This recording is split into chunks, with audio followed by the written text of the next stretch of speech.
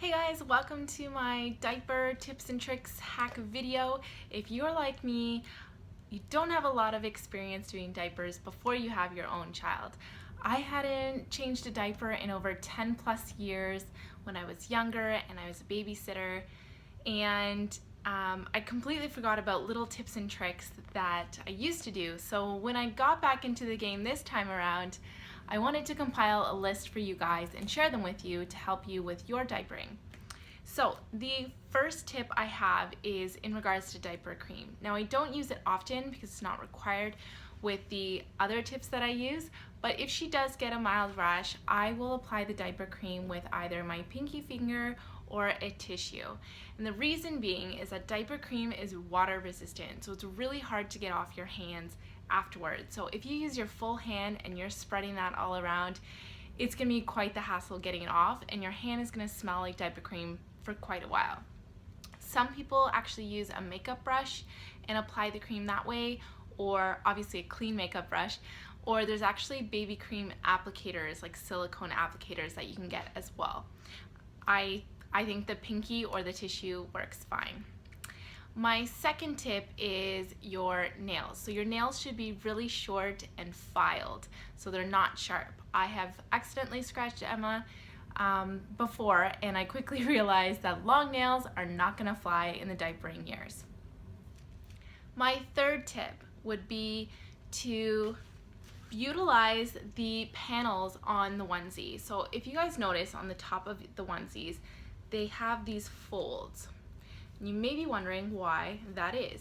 Not only is it helpful like putting on the onesie through the head, but if you fold them back, you can get their shoulders through, and if you have a poopy onesie, you just slide it downwards and off the baby versus pulling it up over their head and them getting poop everywhere.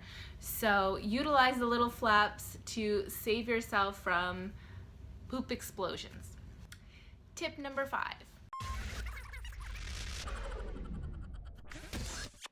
Tip number 4, you're going to want to use olive oil or coconut oil after you cleanse to create a barrier between your baby's skin and the diaper. This is going to prevent diaper rash and also moisturize your baby. Tip number 5, invest in some diaper wash. So this is, or bottom wash they call it. This is Honest Company's Soothing Bottom Wash. You can also use a small hairspray bottle and put water and olive oil and lavender oil if you'd like, and basically it's a cleanser. So if you have a big poop explosion, you open up the diaper, you spray a couple of times, and that's gonna help make your wipes go a lot longer. For a poop explosion, I only have to use about 2 wipes. If I don't use this, I'm using like 3 or 4. So it definitely helps with waste in that respect, and it also makes things smell a lot better. Tip number 6, get a diaper caddy. So this one does not have a handle, which would be very, very helpful. This one is actually just an IKEA, I don't remember the exact name, but it's one of the organizers for the drawer. And I keep this in between my bed and my bedside table, and it has all my diapering needs inside. So I have the diapers. These are the Honest Company diapers in different patterns. I like staggering them like that so it's different every time. I know, weird. I have my diaper wipes. I have my olive oil. That's another tip that I have. I have the Honest Company Diaper Rash Cream and the Honest Company Organic Healing Balm. And if you guys are interested in Honest Company, I do have a video based on all of the diapering essentials that I use from Honest Company, and I also have a referral link down below that I am collecting funds for a giveaway, so be sure to check that out. Tip number 7. So if you are traveling, you will notice that diapers take up a lot of space in a diaper bag or a suitcase. So what I would recommend is getting those vacuum seal bags and loading up the diapers in that way, and then vacuum sealing them so they take up less space in your diaper bag. Tip number 8. So if you don't want to get peed on, there are a couple of different tips to prevent this from happening. So there's the good old blow trick where you open up the diaper and blow cold in there and then close it right away. Wait a couple of seconds. If there's any pee, great. If not, you're safe to go. The second tip is to get a cool wipe, so just a room temperature wipe would be cool to the body, and you want to wipe it right below the belly button and then wait a couple seconds and then open up the diaper.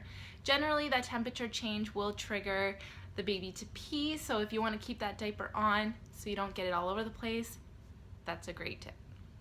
There's also the little TPs, they call them PTPs for boys, where you would place the TP on before you open up the diaper fully. So you'd open it up, put the TP on, and then open up your diaper and you're good to go.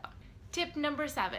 Now this one is kind of hard to remember to do, but basically when you change a diaper and you're holding the baby's legs, usually you hold them by the ankles and you just continue doing what you're doing. Now as they get older, they'll start to reach around and get their fingers all in the mess. So to prevent that from happening, you can actually cross their legs, and that way their knees are kind of sticking out and they'll play with the tops of their legs and their knees versus playing with what's underneath. Tip number 10. So when all else fails, you can do the double diaper trick. So what you'll do is you'll take a diaper, you'll open it up fully, and I find I don't know what these are called, but I'll show you what they are. These little gussets, whatever they're called, I don't know.